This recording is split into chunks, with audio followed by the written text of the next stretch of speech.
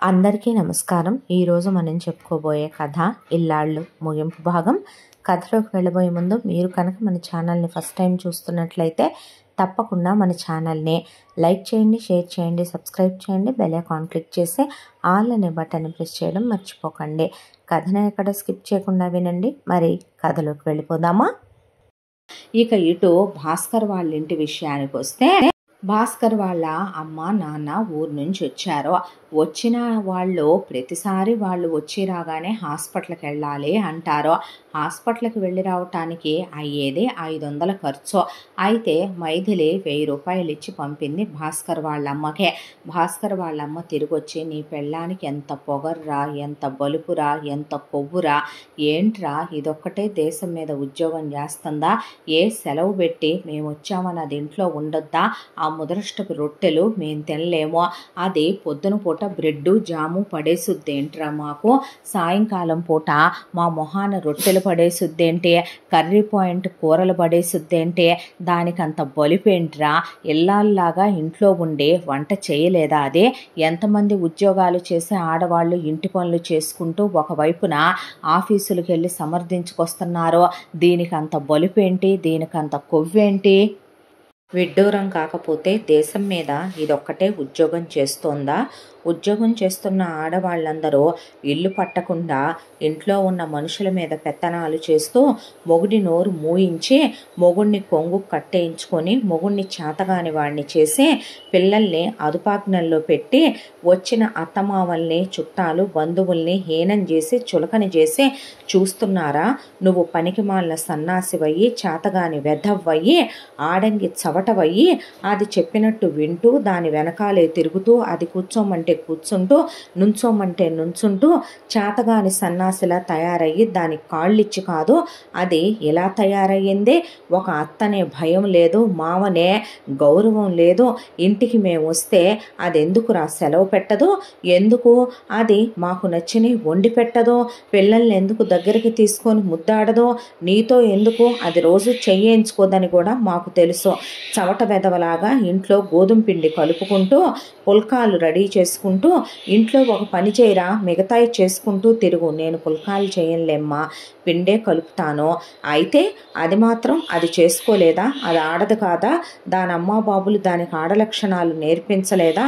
ఏం జన్మ రాదాంది, ఇలా నువ్వు వదిలేసి ఊరుకుంటే రేపొద్దున ఇంటి పరువు వీధికి ఎక్కుద్దే, ఏమో మగాళ్లల్లో మధ్యకి ఉద్యోగాలకు వెళుతోంది కదా, నీకన్నా ఎవడు బెటర్ అనిపించి ఇదే ఎంత రెచ్చిపోతోందో ఆలోచించుకోరా అన్న తర్వాత భాస్కర్కి కోపం కట్టలు తెంచుకొని, నా కర్మ ఏం చేద్దాం, ఇళ్లల్లో ఉండే ఆడవాళ్ళు ఉద్యోగాలకి వెళ్ళి వాళ్ళు ఇంటి పని ఒకవైపున ఉద్యోగం రెండూ చేసుకుంటారు, నా కర్మకి నేను మాత్రమే తీసుకొచ్చి పెట్టుకున్నాను ఒక సోర్పణకని నా నెత్తి మీద, నా దరిద్రం కొద్దీ ఏం చేద్దాం, నా కర్మ కొద్దీ అనేసరికి, ఎవరిని భాస్కర్ నువ్వు అనేది, ఏం మాట్లాడుతున్నావు అసలు నువ్వు, నేనేదో ఖాళీగా ఉంటున్నట్టు ఆ మాటలేంటి అని ఒకవైపున మైథిలి మొదలుపెట్టింది.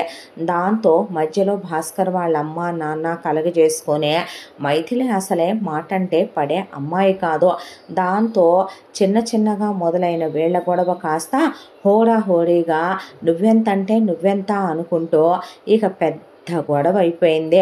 గోటితో పోయే విషయాన్ని భాస్కర్ వాళ్ళమ్మ గొడ్డలి దాకా తీసుకెళ్ళింది.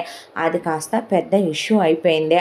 ఒకవైపున కస్తూరిని సాగర్ ఆ అమ్మాయి చేయి పట్టుకొని బయటికి ఈడ్చుకొచ్చి గేటు బయటికి విసిరేసి, మరొక వైపున మైథిలిని భాస్కర్ చేయి పట్టుకొని తీసుకొచ్చి గేటు బయట విసిరేసి, పిచ్చి పట్టిందా, ఒళ్ళు బలిసిందా, తెక్కెక్కిందా, ఏం చేస్తున్నావు నువ్వని కస్తూరి సాగర్ని మైథిలి భాస్కర్ని అడిగితే, ఆ పక్కింటి ఆవిడ్ని చూసి నేర్చుకోవే, మొగుడుతో పిల్లలతో పెళ్ళాం ఎలా ఉండాలనేదే ఆ పక్కింటి ఆవిడ్ని చూసి నేర్చుకోవే, ఉద్యోగం చేసి మొగుడికి ఎలా హెల్ప్ చేయాలి అనేది అని ఇద్దరు మొగుళ్ళు కలిసి పెళ్ళాలను బయటికి గెంటేసి మొత్తానికి గేట్లు వేసుకొని పిల్లలు ఏడుస్తుంటే పిల్లల్ని లాక్కెళ్ళి తలుపులు మూసేసుకున్నారు. మూసేసుకునేసరికి కస్తూరికి, మైథిలికి కాలనీలో వాళ్ళందరూ అలాగే వాళ్ళ వైపు చూస్తుంటే తల కొట్టేసినట్టు అనిపించింది. దాంతో అలా నడుచుకుంటూ వెళ్ళే, ఎక్కడికని వెళతారు, ఏమంత పద్ధతి, మొగుడు పిల్లలు సంసారం ఉన్న ఆడవాళ్ళు ఏ వీధులకు ఎక్కుతారు, తిరిగి బజార్ ఆడవాళ్ళలాగా రండ్రా బయటికి అని వాళ్ళని పిలిచి రోడ్డెక్కలేరు కదా. దాంతో అలా నడుచుకుంటూ వెళ్ళి కాలనీలో ఒక పార్క్ ఉంది. ఆ పార్కు దగ్గర బెంచ్ వేస్తుంటే ఆ బెంచ్లో ఒకవైపున కస్తూరి, ఒకవైపున మైథిలి కూర్చొని ఆలోచించుకుంటూ కూర్చున్న కాసేపటికి పక్కపక్క ఇళ్లల్లో ఉంటారన్న మాటే కానీ ఎప్పుడో అప్పుడప్పుడు ముఖముఖాలు చూసుకోవటమే కానీ కనీస పరిచయం కూడా లేదు వీళ్ళిద్దరికీ. వీళ్ళ మొగుళ్ళ కన్నా ఒకళ్ళిళ్లల్లో విషయాలు ఇంకొకళ్ళకి పిన్ను తెలుసు కానీ పాపం పక్కపక్కనే ఉండేవాళ్ళు ఎవరంటే ఎవరన్నది కూడా ఆ రోజు దాకా వాళ్ళకి తెలియదు. మొగుళ్ళు కస్తూరితో మైథిలిని, మైథిలితో కస్తూరిని పోల్చినప్పుడే వాళ్ళిద్దరూ ఒకళ్ళ ముఖాలు ఒకళ్ళు చూసుకోవటం. దాంతో ముందు కస్తూరే పలకరించి అడిగింది మైథిలినే, ఏమైందండి, ఎందుకు వారలా మిమ్మల్ని తీసుకొచ్చే ఇంట్లో నుండి బయటికి గెంటేసి వెళ్ళారో అనేసరికి మైథిలి చెప్పటం మొదలుపెట్టింది. ఏమని చెప్పనండి, ఒకటని చెప్పనా, రెండని చెప్పనా, మీకు జీవితంలో ఎన్నో ఆశలు, కోరికలు, కలలు ఉన్న అమ్మాయిని నేను. చాలా పెద్ద పెద్ద చదువులు చదవాలని, గొప్ప స్థాయికి వెళ్ళాలని, ఒక పెద్ద ఎంఎన్సి కంపెనీలో జాబ్ చేయాలనే డ్రీము. దాంతో టాపర్గా చిన్నప్పటి నుంచి పడి చదువుకుంటూ ఇంజనీరింగ్ వరకు వచ్చాను నేను. వచ్చిన తర్వాత నాకు 2 చెల్లెళ్ళు, 1 తమ్ముడు. మా నాన్న ఇప్పుడు నిన్నే పెద్ద చదువులు చదివిస్తే నీ వెనకాల ఉన్న చెల్లెళ్ళు, తమ్ముడు చదువు గురించి కూడా ఆలోచించాలి కదమ్మా. ఇప్పుడు నీకు పెళ్లి చేసి పంపిస్తే నాకు కనీసం కొంత భారమైనా తీరుద్ది అని నాకు అప్పటి వరకు ఎంతమంది అబ్బాయిలు, ఎంత అందంగా ఉన్నవాళ్ళు, ఎంత డబ్బున్నవాళ్ళు, సేమ్ మా క్యాస్ట్ వాళ్ళే కూడా చాలామంది ప్రపోజ్ చేసిన ప్రేమ వివాహాలు లాంటివి, ప్రేమల జోలికి వెళితే కన్నవాళ్ళకి ఎక్కడ చెడ్డ పేరు తెచ్చినట్టు అవుద్దోనన్న నేను బుద్ధి తక్కువ దాన్నే. దాంతో ఎవరి లవ్ని ఓకే చేయలేదో. నాన్న బ్రతిమిలాడి చెప్పేసరికి ఆయన బాధని చూడలేక పెళ్లి చేసేస్తామన్నారని సరే అన్నానండి. ఈ వెధవతో, నా మొగుడితో నాది అరేంజ్డ్ మ్యారేజే. పెళ్లి చూపులకి వచ్చారు. భాస్కర్ చూడటానికి అందగాడేమీ కాదు, యావరేజ్గా ఉన్నప్పటికీ భాస్కర్ వాళ్ళ ఫ్యామిలీ దగ్గరికి వచ్చేపాటికి భాస్కర్ ఒక్కడే కాదండి, భాస్కర్కి అమ్మ, నాన్న, 2 చెల్లెళ్ళు, 1 తమ్ముడు. పెళ్లి చూపుల్లో భాస్కర్ నేను నచ్చానన్నాడు. ఇద్దరిని కలిసి మాట్లాడుకోమని చెప్పారు. మా అమ్మ నాన్నలకి అప్పటికే భాస్కరు పీజీ చేసి జాబ్ చేస్తున్నాడు. అది నచ్చిందే. చూడటానికి బాగుంటాడు, బ్యాడ్ హ్యాబిట్స్ ఏమే పెద్దగా చెప్పుకోదగ్గ ఏవీ లేవు. ఫ్యామిలీ హిస్టరీ బాగుంది. సేమ్ క్యాస్ట్లు కలిసినే. పేరెంట్స్ చూసుకునే దాంట్లో అవన్నీ గుడ్ క్వాలిటీసే కాబట్టి వాళ్ళంతవరకు చూసుకున్నారు. ఇక నా దగ్గరికి వచ్చేపాటికి నేను భాస్కర్కి చెప్పాను, నేను పీజీ చేద్దాం అనుకుంటున్నాను, ఇంకా నాకు లైఫ్లో ఎదగాలని ఉంది అనే. అయితే దానికి భాస్కర్ మీరేమీ అనుకోవద్దు, మిమ్మల్ని నేను ఒక సాయం అడగొచ్చండి అన్నాడు. అంటే ఏంటి అన్నాను. నేను ఇంటికి పెద్ద కొడుకునే, నా తర్వాత 2 చెల్లెళ్ళు, 1 తమ్ముడు ఉన్నారు. ఇంటి రెస్పాన్సిబిలిటీ మొత్తం నా మీదే ఉంది. మా నాన్నగారిది ప్రైవేట్ ఉద్యోగం, మా అమ్మ గృహిణి. నన్ను నలుగురు మధ్యలో పెంచాలనే మా అమ్మ నా కోసమనే 4 పిల్లల్ని కందే. నాకు మా అమ్మ నాన్నల రెస్పాన్సిబిలిటీ నా మీద ఆధారపడి ఉంది. ఇప్పుడు దాకా మా అమ్మ నాన్నలకి సొంత ఇల్లు లేదు. వాళ్ళ కోసమనే మా నాన్నగారి రిటైర్మెంట్ లోపు ఆయన డ్రీము వాళ్ళకి ఒక సొంత ఇల్లు కొనిపెట్టాలి అని. అలాగే మా అమ్మ నాన్నకు కారులో తిరగాలన్నది వాళ్ళ ఆశ. మా అమ్మకి ఇప్పటిదాకా మెళ్ళో సన్నటి తాళి గొలుసు మినహా మా అమ్మకి గొలుసు లేదు. గొలుసు, నల్లపూసలు, నెక్లెస్, 4 గాజులు కావాలన్నది మా అమ్మ కోరిక. మా చెల్లెళ్ళిద్దరికీ పెళ్లి చేయాలి, మా తమ్ముడిని చదివించాలి. ఇన్ని రెస్పాన్సిబిలిటీస్ మధ్యలో నేను మళ్ళీ మిమ్మల్ని చదివించటం అంటే అయ్యే పనేనంటారండి అన్న తర్వాత పోనీ నేనే చదువుకుంటాను, నాకెటు మా అమ్మ నాన్నలు ఎంతో కొంత డౌరీగా ఇవ్వకపోరు కదా అని నేనన్నాను. ఆ మాటకి మీ డౌరీ పెట్టి మీరిప్పుడు చదువుకోవటం మొదలు పెడితే ఆ డౌరీలోనే కొంత అమౌంట్ లోన్గా తీసుకుని అమ్మా నాన్నలకి ఇల్లు కట్టించాలనుకుంటున్నానండి. మీరు జాబ్ చేస్తే నాకు కాస్త హెల్ప్ అవుద్ది ప్లీజ్ అని నన్ను చాలా బ్రతిమిలాడి ఒప్పించాడు. సరే అమ్మా నాన్నలు నేను ఆలోచించుకొని చెప్తాను అని అన్న తరువాత ఒక నెల రోజులు నేను ఆలోచించుకున్నాక నాకు భాస్కర్ సంబంధం కరెక్ట్ అనిపించలేదు. ఎందుకంటే ఒక అబ్బాయి అన్ని ఓవర్ రెస్పాన్సిబిలిటీస్ నెత్తి మీద పెట్టుకున్న వాడిని చేసుకున్న ఏ బుద్ధి తక్కువది సుఖపడదో. రెండోది ఇది ఇక్కడితో పోయేది కాదో. పైగా నాకు భాస్కర్ వాళ్ళమ్మ యాటిట్యూడు, భాస్కర్కున్న వెనకమాల సిస్టర్ రిలేషన్షిప్ తలనొప్పిగా అనిపించాయి. దాంతోనే నేను ఈ సంబంధం వద్దని చెప్పేశాను. కానీ మా చుట్టాలు బంధువులు మా అమ్మ నాన్న కలిసి వాళ్ళని ఆహా ఓహో అని చాలా గొప్పోళ్ళని, అలాంటి వాళ్ళని కాదంటామో మనం ఇస్తామన్నంత కట్నం తీసుకోవటానికి ఒప్పుకున్నారు. ఇంకొకళ్ళైతే ఎన్ని గొంతెమ్మ కోరికలు కోరతారు, పెళ్లి సింపుల్గా చేసినా చాలన్నారు అని నన్ను ఒప్పుకుంటావా లేదా అంటే నేను ఒప్పుకోను, నేను ఉద్యోగం చేసుకుంటూ చదువుకుంటాను, మీకు భారం కాదంటే మాకు నువ్వు భారమేనమ్మా, పెళ్లి కాకుండా ఇంట్లో ఉన్నంత వరకు భారమే.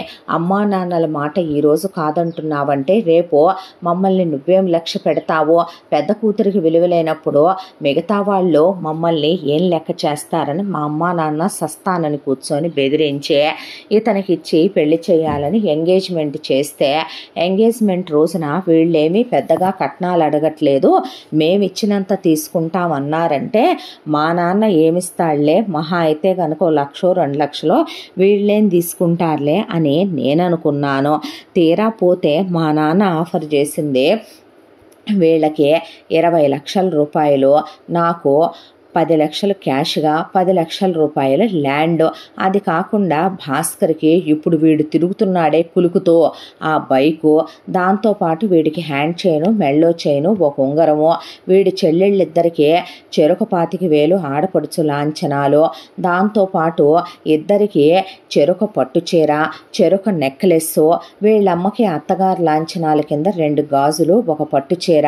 పైగా ఎంగేజ్మెంట్ వచ్చేసి వీళ్ళేమీ సింపుల్గా చేయించుకోలేదు, గ్రాండ్గా ఎంగేజ్మెంట్కి 5 లక్షల ఖర్చు, పెళ్లికి ఒక 10 లక్షల ఖర్చు అని వేసుకొని మొత్తానికి ఒక 50కి టెండర్ పెట్టారు వీళ్ళ ఫ్యామిలీ. మా నాన్న ఏనాటి నుంచో పోగు చేసుకొని ఉంచుకున్నాయి కొంత, దాంతోపాటు మాకు ఊళ్ళో పొలం ఉంది, అది 1 ఎకరం అమ్మితే కానీ నా పెళ్ళవదనే హడావిడిలో ఉంటే నేనే భాస్కర్ దగ్గరికి వెళ్ళాను.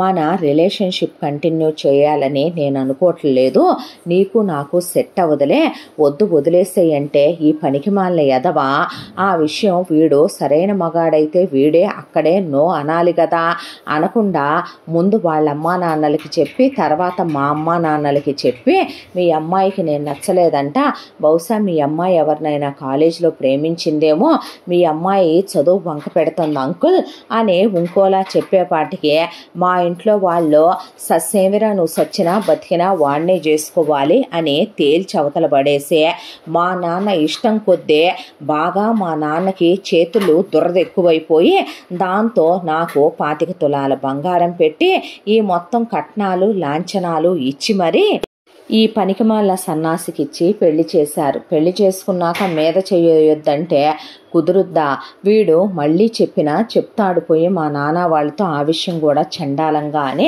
పెళ్ళైన వెంటనే నాకు పిల్లలు వద్దు, నేను కాపర్టీ వేయించుకుంటానంటే ఓవర్ బ్లీడింగ్ అవుద్దంట, స్టమక్ పెయిన్ వస్తుందంట, నువ్వు బాధపడితే నేను చూడలేను మైదు, వద్దు అని పెళ్ళైన కొత్తల్లో వీడు చాలా బాగుండేవాడు. ఆ తర్వాత చాలా క్లోజ్గా ఇంటిమేటెడ్గా రొమాంటిక్గా ఉండేవాడు. ఆ తర్వాత నన్ను ఉద్యోగంలో జాయిన్ చేశాడు. సరే ఇక చేసుకున్న చేసుకున్న తర్వాత తప్పి చచ్చే దరిద్రమే ఉంది, ఎటు పుట్టింటి సపోర్ట్ లేదు, కనీసం ఆ ఉద్యోగమైనా తగలబెడితే మనసుకు కాస్త ప్రశాంతంగా ఉంటుందిలేమనమని ఉద్యోగానికి వెళ్ళటం మొదలుపెట్టాను. బర్త్ కంట్రోల్ యూస్ చేస్తున్నాను అన్న వీడు కాస్త ఎప్పుడా బర్త్ కంట్రోల్ వాడటం, ఏ మూమెంట్లో తీసేశాడో, ఏ మూమెంట్లో లేకపోతే దానికి వీడే ఏ హోల్ పెట్టుకున్నాడో కానీ నేను ప్రెగ్నెంట్ అయ్యాను. అబార్షన్ చేయించుకుంటానంటే నా కాళ్ళు పట్టుకొని నాకు పిల్లలంటే చాలా ఇష్టం అని చెప్పి ఎట్టకేలకే మొదటి కాన్పులో పాప పుట్టుకొచ్చింది శృతి. ఆ తర్వాత నేను ఇక పిల్లలే వద్దు, ఆపరేషన్ చేయించుకుంటానంటే మా అమ్మ వారసుడు కావాలంటుంది, నాకు పిల్లలు కావాలి అని, నాకు పిల్లలంటే ఇష్టం అని చెప్పి ఆ తర్వాత మళ్ళీ బాబు పుట్టుకొచ్చాడు కిరణ్. ఆ తర్వాత ఏమైనా నన్ను ఆపరేషన్ చేయించుకొని ఇచ్చాడు అనుకుంటున్నారండి? నేను నలుగురు మధ్యలో పుట్టి పెరిగాను. నేను ఎలాగైతే గనక నేను మా చెల్లెళ్ళు మా తమ్ముడు నలుగురము, అలాగే నువ్వు నలుగురిని కనాలని నన్ను ఆపరేషన్ చేయించుకోనివ్వలేదు. దాంతో విరక్తి కలిగిపోయిన నేను కాపట్టి వేయించుకుంటానంటే కాపట్టి వేయించుకోవటానికి వీల్లేదు అని అడ్డం తిరిగేసరికి నేనే చెప్తే సిగ్గుచేటు కాంట్రాసెప్టివ్స్ తెలియకుండా మింగుతున్నాను. ఇప్పటికీ ఎంత కక్కుర్తి బుద్ధో తెలుసా, నేను ముట్టుకోనివ్వను అనే ఓ తెగ రెచ్చిపోయి మాట్లాడి, ఇందాక వాళ్ళమ్మ అలా మాట్లాడిందే, ఇప్పటికీ పచ్చి అబద్ధాలు చెప్పి సేఫ్టీ యూస్ చేస్తున్నానని చెప్పి చాలాసార్లు అసలు అది ఎలా మాయమైపోద్దో గాయబైపోద్దో, ఏ మూమెంట్లు తీసేస్తాడు తెలుసా మీకు? నేను అందుకే విసిగేసిపోయి ఇక ఆ కాంట్రాసెప్టివ్స్ వాడుకుంటున్నాను కాబట్టి కడుపు రాలేదు, లేకపోతే ఇంకో ఇద్దరిని కనాలనేదే భాస్కర్ ఇదే. పైగా మీకు విషయం తెలుసా, నాకు ఇచ్చిన కట్నం డబ్బుల్లో తను కొంత లోనుగా పెట్టి వాళ్ళమ్మ నాన్నలకి ఇల్లు కారు కొనిచ్చాడు. ఆ లోను క్లియర్ అవ్వంగానే వెంటనే మళ్ళీ వాళ్ళమ్మకు బంగారం చేయించాడు. ఆ తర్వాత ఇటు మాకు పాప పుట్టి ఉంది, రెండోదేమో అటువైపున వీళ్ళిద్దరిని నేను పిల్లల్ని ఒకళ్ళ తర్వాత ఒకళ్ళని సంవత్సరం గ్యాప్తోనేనండి కందే. కన్న వాళ్ళని అలా డే కేర్ సెంటర్లో వదిలిపెట్టేసి పిల్లల్ని వీళ్ళ చెల్లెళ్ళకి పెళ్లి చేయటానికని ఉద్యోగానికి వెళ్ళమంటే ఒకవైపున ఉద్యోగానికి వెళ్ళి జీతం తెచ్చి చేతిలో పోసే అక్కడేమో టెన్షన్లు, టార్గెట్లు, ఒకవైపున ఆఫీసులో అంటే ఎంత నరకంగా ఉంటుంది, ఎంత బాధగా ఉంటుంది. పీరియడ్ టైం ఉంటుంది, ఒక్కోసారి ఓవర్ టైములు చెయ్యాలి, టైం మన చేతిలో ఉండదు. ప్రమోషన్లు వస్తున్నాయి, హైకులు వస్తున్నాయి అంటే రూపాయి నా చేతిలో ఉండేది ఉండదు. పైగా ప్రతి రూపాయి తనకే ఇచ్చేస్తాను నేను. హస్బెండ్ కాబట్టి పెళ్ళయ్యాక తనకే ఇచ్చేయాలనే దాంతో నా దగ్గర ఉంచుకోను. నా మీద పెట్టే పెద్ద చెల్లికి పెళ్లి చేశాడు.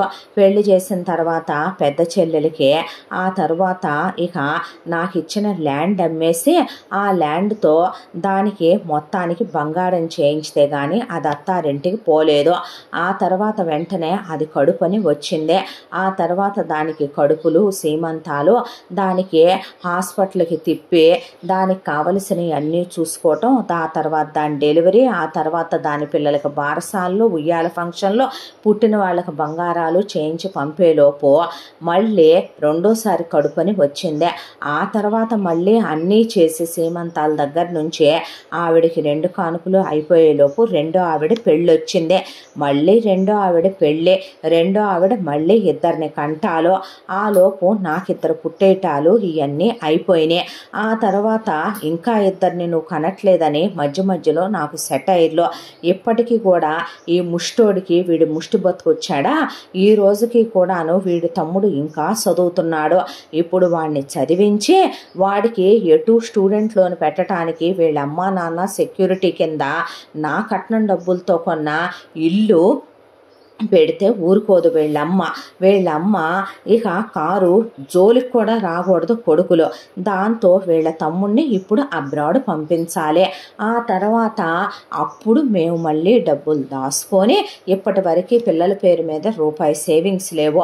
ఈ ముదరష్టపు మొహమోడికి రావటానికే 1,50,000 శాలరీ వచ్చుద్ది, నాకు 1,10,000 జీతం. ఇద్దరి కలిపి మా ఖర్చులకి బడ్జెట్ వేసుకొని వాడుకుంటూ ఇంట్లో పనమ్మాయి పనమ్మాయిని పెట్టుకోకుండా ఆ పనమ్మాయిని పెట్టుకుంటే ఆ పనమ్మాయికి జీతం ఇవ్వాల్సి వస్తుంది, వాషింగ్ మిషన్ పెట్టుకుంటే కరెంటు బిల్లు కట్టాల్సి వస్తుంది అని ఎందుకు వద్దంటాడు? నా మొగుడికి వీకెండ్స్లో డ్రింకింగ్ అలవాటు ఉంది, స్మోకింగ్ అలవాటు ఉంది, రోజు అట్లీస్ట్ ఒక 5 సిగరెట్లన్నా తాగాలి. ఆ సిగరెట్ల ఖర్చు మంత్ ఎండింగ్కి వచ్చేపాటికి వీకెండ్స్లో తాగే మందు ఖర్చుకి ఆ పనమ్మాయి డబ్బులు, ఆ బడ్జెట్లో వేసుకున్న వాషింగ్ మిషన్కి అయ్యే కరెంటు బిల్లులు సరిపోతాయని నా మొగుడు ఇంట్లోకి వాటిని రానివ్వకుండా ఆ పనులు నేనే చేసుకోవాలి. నేను వర్కింగ్ ఉమెన్నే. రోజు ఇంటి పని చేసుకోవటం అంటే నాకు అవుద్దా? వంట పని చేయటం అంటే నాకు అవుద్దా?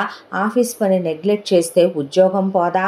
దాంతో దాన్ని మేనేజ్ చేసుకుంటూ పిల్లలకి ర్యాంకులు తగ్గకూడదనే పిల్లల్ని కూర్చోబెట్టి చదివిస్తూ నేను పిల్లల్ని తను గారాబం చేసి నేను గారాబం చేస్తే చెడిపోతారనే దాంతో వాళ్ళని నేను క్రమశిక్షణగా పెంచుకొచ్చుకుంటుంటే వీళ్ళమ్మ నాన్న ప్రతి నెలా వస్తారు. వచ్చినప్పుడల్లా 10 రోజులు తిష్టేస్తుంది వీళ్ళమ్మ. ఇక్కడ వీళ్ళమ్మకి పట్టని సోది ఉండదు, వీళ్ళ నాన్నకు అక్కర్లేని వ్యవహారం ఉండదు. ఇక్కడికి వచ్చి వీళ్ళ చెల్లెళ్ళని పిలిపిస్తారు, వీళ్ళ తమ్ముడిని పిలిపిస్తారు, వాళ్ళకు వారం తిష్టలేస్తారు. వీళ్ళందరి కోసం నేను సెలవులు పెట్టి వండి పెడతా కూర్చుంటే మా మేనేజర్ నన్ను ఉద్యోగంలో ఉండనిస్తాడా? మళ్ళీ జీతానికి జీతాలు తెచ్చి కట్టలు ఒళ్ళో పొయ్యాలి. వచ్చినప్పుడల్లా వీళ్ళమ్మ డ్రామా వేసుకొని వస్తుంది, ఒంట్లో బాగాలేదు అని చెప్పి. హాస్పిటల్కి వెళ్ళటానికే సరే కొడుకు అపాయింట్మెంట్లు బుక్ చేసి ఫీజులు కట్టి వస్తాడు. మళ్ళీ చేతిలో డబ్బులు ఉండాలి కదా అని క్యాబ్ బుక్ చేసి క్యాబోడికి డ్రైవర్కి డబ్బులు ఇచ్చి ఆ తర్వాత ఒక 1000 రూపాయలు ఏమన్నా కొనుక్కుంటారని ఇచ్చి పంపించాను. ఇందాక నేను కాదంట, నేను సెలవు పెట్టాలంట, పక్కనే ఉండాలంట, వండి పెట్టాలంట, చూసుకోవాలంట. ఇంటి దగ్గర దున్నపోతు తిన్నట్టు తింటది వీళ్ళమ్మ. పైగా కూతుళ్ళని ఊళ్ళోనే ఇచ్చుకొని కూతుళ్ళకి తెగ దోచిపెట్టి పంపుద్దే. పైగా వీళ్ళ నాన్న ఇక్కడికి వచ్చేపాటికి ఓపిక ఉండదు, కానీ అక్కడ మాత్రం వీళ్ళ నాన్న ఉద్యోగానికి వెళతాడు. వీళ్ళమ్మ ఒకవైపున ఇంట్లో ఖాళీగా ఉండకుండా టైలరింగ్ చేసుకుంటదే. వాళ్ళ రిటైర్మెంట్కి వాళ్ళు బాగానే డబ్బులు దాచుకున్నారు. ఊళ్ళో ఉన్న 2 ఎకరాల పొలం అమ్మితే 1 CR వచ్చినాయి, బ్యాంకులో వేసుకున్నారు. మళ్ళీ ఇతన్ని అడగొద్దని చెప్పారు. వాళ్ళు కట్టించిన ఇంట్లో పైన వాళ్ళుంటూ కింద 2 పోర్షన్ 15,000కి 30,000కి అద్దెకిచ్చుకున్నారు. ఆ డబ్బులు కూతుళ్ళకి మా అత్త బాగానే దోచిపెట్టుద్ది. ఈ ఎదవకు ఆ విషయాలన్నీ తెలిసి కూడా వీడు నోరెత్తడు. పైగా ప్రతి నెల జీతం రాగానే వాళ్ళ అమ్మా నాన్న కోసం టెన్షన్గా ఏదో గవర్నమెంట్ వాళ్ళు పెన్షన్ వేసినట్టు వాళ్ళమ్మకి వాళ్ళ నాన్నకి కలిపి ఒక 30,000 అకౌంట్లో వేసొస్తాడు. వీటేటికి నేనేమి మాట్లాడకూడదు. పైగా ఇప్పుడు నన్నే బయటకు గెంటేంత కొమ్ములొచ్చి నన్నే బయటకు గెంటేంత మగతనం తన్నుకొచ్చేసింది. ఇదండి నా కథ. ఏముంది మీకు చెప్పకపోవటానికి? అవును, మీ ఆయన ఎందుకు మిమ్మల్ని అలా పంపించాడో అని మైథిలి కస్తూరిని అడిగిందే. ఏమని చెప్పాలి మీకు నా గురించి చెప్పాలంటే? నేను చదువుకోలేదనుకుంటున్నారా? నేను ఇంజనీరింగ్ చేశానండి. నాది అరేంజ్డ్ మ్యారేజే. మా అమ్మ నాన్నలకి మేము 3 ఆడపిల్లలం, నేను 2వ కూతురునే. మా అక్కని మా బావే పెళ్లి చేసుకున్నాడు. మా చెల్లెలకి మా ఇంకో మేనత్త కొడుకున్నాడు. దరిద్రానికి నాకే ఎవడూ లేక వీళ్ళ ముదరష్టపు సంబంధం వచ్చింది నాకు. నేను ఉద్యోగం చేయాలి, గొప్ప స్థాయికి వెళ్ళాలి అనుకున్న అమ్మాయినే. ఆ తర్వాత సాగర్ చాలా అందంగా ఉంటాడని, మంచి ఫ్యామిలీ అని, సేమ్ క్యాస్ట్ అని మీలాగే చూసి ఆ తర్వాత నాకొచ్చేసే 25 లక్షల రూపాయలు లిక్విడ్ క్యాష్, దాంతోపాటు సాగర్కి 2 అన్నయ్యలున్నారు. ఆ అన్నయ్యలిద్దరికీ పెళ్ళిళ్ళు అయిపోయినాయి. సాగర్ 3వ వాడు. వీళ్ళ ఫ్యామిలీ చాలా మంచిది. వీళ్ళ ఫ్యామిలీలో బాండింగ్స్ ఉన్నాయి. పైగా వీళ్ళది మా క్యాస్టేను. వీళ్ళ అన్నయ్యలు వదినలు వీళ్ళ అమ్మ నాన్న చాలా ఫ్రెండ్లీ, చాలా బ్రాడ్ మైండెడ్ పర్సన్స్ అని మా అమ్మ నాన్న నాకు 25 తులాల బంగారం పెట్టారండి. ఆ తర్వాత ఒక ల్యాండ్ కూడా కట్నంగా ఇచ్చి ఇప్పుడు సాగర్ తిరిగే బైకు మా నాన్నగారు కొనిచ్చిందే. పైగా హ్యాండ్ చైను, మెళ్ళో చైను, ఉంగరాలు మా అమ్మ నాన్న కూడా పెట్టారు. ఆ తర్వాత పెళ్ళైపోయి నేను కోడలుగా ఇంట్లో అడుగు పెట్టాను. ఈ ఊర్లో ఉద్యోగం, ఇక్కడికి వచ్చాను. నేను జాబ్ చేసుకుంటానన్నాను, బర్త్ కంట్రోల్ యూస్ చేస్తున్నాను అని నాతో అబద్ధాలు చెప్పి మా అమ్మ ఎప్పుడు మనవణ్ణి కంటారు మనవరాల్ని కంటారు అని అడుగుతుంది. పిల్లల్ని కనకపోతే పెళ్ళైతే మొగుడే అంటారు, పిల్లలు పుడితేనే మగాడంటారు అనే దాంతో సిగ్గు లేకుండా లేకుండా ఓపెన్గా బర్త్ కంట్రోల్ లేకుండానే నా నోరు మూసేసి కలిసి నాతో 2 పిల్లల్ని కన్నాడు. ఫస్ట్ నాకు పాపే కావ్య, తర్వాత నాకు బాబే దీక్షిత్, ఆ తర్వాత ఇంకా 2 కనమని 3 కనమని అన్నా నేనే పోరాడి అరిసి ఆపరేషన్ చేయించేసుకున్నాను. అప్పటికే నా హెల్త్ పాడైపోయిందే. పిల్లలు పుట్టిన తర్వాత ఉద్యోగానికి వెళ్ళేదాన్నేనండి. ఇంట్లో ఉండటం నాకేమీ ఆనందం కాదు. కాకపోతే బాబుకి ఆస్తమా ఉంది, ఆరోగ్యం వాడికి అంత బాగోదు. దగ్గరే ఉండి పిల్లాన్ని చూసుకోవాలి. ఎటు నేను ఇంట్లోనే ఉంటున్నాను కదా అని మాది బడ్జెట్ సంసారమే. ఒకవైపున ఆ బడ్జెట్ సంసారంతో సంసారాన్ని ఈదుకొస్తూ ఇంటి పని నాదే, వంట పని నాదే. పిల్లలకి పిండి వంటలు స్నాక్స్ కూడా బయట నుంచి తానివ్వకుండా నేనే చేసుకుంటాను. ఇక సాగర్కి సేవింగ్స్ ఎందుకు మిగలవో మీకు చెప్తాను. సాగర్ ఇంట్లో పని మనుషుల్ని ఎందుకు పెట్టాడంటే సేమ్ మీ హస్బెండ్ లాగానే స్మోకింగు, వీకెండ్స్లో డ్రింకింగు ఇతనికి అలవాటు ఉంది. కాకపోతే ఇతనికి రెస్పాన్సిబిలిటీసు వాళ్ళ అన్నయ్యలే, వదినలే, అమ్మ నాన్నలే ఉన్నాయి అని కాదు. ఇతను ఏం చేస్తాడంటే మా ఆయనకి చుట్టాలు, బంధువులు, బంధుగణాలు బాగా ఎక్కువ. నెలకి ఖచ్చితంగా మా అత్త 2 సార్లు వచ్చుద్ది. వచ్చినప్పుడు ఒక్కొక్క ట్రిప్పు వారం వారం ఉంటుంది. ఉన్నప్పుడు మా అత్తని ఒకసారి హాస్పిటల్ తీసుకెళ్ళాలి, ఓసారి షాపింగ్కి తీసుకెళ్ళాలి, ఓసారి సినిమాకి తీసుకెళ్ళాలి, ఓసారి మగ్గం వర్క్ బ్లౌజులు అంటదే, మా మామయ్యకి బట్టలు అంటదే, అక్కడింట్లోకి అయి కావాలి ఈ కావాలి అంటదే. అలా మా అత్త కిందే ఒక 20-30 వేల రూపాయలు స్వాహా అయిపోతాయి. మా ఇంట్లోకి అంతా కట్టిబెట్టి వాడుకుంటే అంతా కలిపి అయ్యేది పిల్లల ఫీజులతో కలిపి సాగర్ కట్టేది ఒక 50,000. సాగర్ జీతం కూడా 1,50,000 రూపాయలు వస్తుంది. ఆ తర్వాత రూపాయి సేవింగ్స్ చేయటానికి లేకుండా వాళ్ళ అన్నయ్యలు వస్తారు, వాళ్ళ వదినలు వస్తారు, ఇక్కడ పడి తినేళ్తారు. వెళ్ళేటప్పుడు వాళ్ళకి బట్టలు, వాళ్ళ పిల్లలకి బట్టలు ప్రతి నెలా కొని పంపాలి. వీళ్ళ చుట్టాలు బంధువులు వస్తారు, వాళ్ళని మేపాలి. ఇక్కడ ఎవరికి ఆపరేషన్లు చేసినా, ఎవరు హాస్పిటల్లో చేరినా, ఎవరికి డెలివరీలైనా, ఎవరికి ఏం మాయ రోగాలు వచ్చినా ఈ ఊళ్ళోనే చేరి మా ఇంటి మీద పడితేనే నాతో చాకరీ చేయించుకోవటమే. పైగా వచ్చిన ప్రతి చుట్టాలకి బట్టలు పెట్టి పంపటం, ప్రతి చుట్టాలని సత్కరించి పంపటం. వీళ్ళ పిన్నులు, బాబాయిలు, అత్తలు, పెదనాన్నలు, పెద్దమ్మలు, ఏలిడిసిన చుట్టాలు, కాలిడిసిన చుట్టాలు, తాకిడిసిన చుట్టాలనే బోల్డ్ అంతమంది వచ్చి బయట నేను గ్యాస్ పొయ్యిలు పెట్టి మరీ కొంటే ఈ దరిద్రుడికి ఆ జీతం కూడా మిగలదు, వీడి బతుకు అప్పులు పాలైపోద్ది అనే దాంతో క్యాన్లు మా అత్త వండిమ్మంటది. మా అత్తయ్య చెల్లెళ్ళకి, మా అత్తయ్య అక్కలకి, మా అత్తయ్య వాళ్ళ ఫ్రెండ్స్కి, పైపెచ్చిన ఇంకొక వైపున నాకు పాట్ పెయింటింగు, ఎంబ్రాయిడరీ, టైలరింగ్ అయ్యొచ్చు. ఒకవైపు నుంచే మా అత్త తనవి కుట్టమనమని చీరలకు ఫాల్స్ అని అవని ఇవని వచ్చినప్పుడు నా దుంప తెంచి వెళ్ళొద్దే. ఇంట్లో మాకు వాషింగ్ మిషన్ లేదు, నేనే బట్టలు ఉతుక్కోవాలి. ఇంటడి చాకిరీ పొద్దున్న లేచిన దగ్గర నుంచి సాయంత్రం దాకా చేస్తూనే ఉంటానండి. ఒక్క క్షణం కూడా విశ్రాంతి తీసుకోను నేను. అలా చూసారా ఎంత నిర్దాక్షిణ్యంగా నా కట్నం డబ్బులు మొత్తం తీసేసుకొని ఇన్నాళ్ళు నాతో అన్ని రకాల సుఖాలు అనుభవించే ఎంత నిర్దాక్షిణ్యంగా బయటికి గెంటేశాడో అతను అనేపాటికి ఇప్పుడు ఏంటంటారు మన పరిస్థితి అంది కస్తూరే. వెదవ మొహాలు, వీళ్ళ బతుకులకి మనం లేకపోతే జరుగుద్దా? చూడండి ఇంకాసేపు ఆగి పొద్దుగూకేసరికి మీ మొగుడికి బొచ్చులో బొమ్మిరాయే కొట్టుద్ది వాళ్ళమ్మ. చచ్చినట్టు మీరు ముద్దొండి పెట్టాలి, పిల్లల్ని చూసుకోవాలి, ఇల్లు చూసుకోవాలి. పైగా రాత్రికి వచ్చేపాటికి అమ్మలు గదుల్లోకి రారు కదా, పెళ్ళాల మీదే చెయ్యాలి కదా. కాబట్టి పడక సుఖం కోసమైనా మీ మొగుడు, నా మొగుడు, పైగా మా అడుక్కు తినే కుక్కకైతే గనక వాడి తమ్ముడు చదువు అవ్వలేదు, ఇంకా వాడి తమ్ముడిని అమెరికా పంపాలి కదా.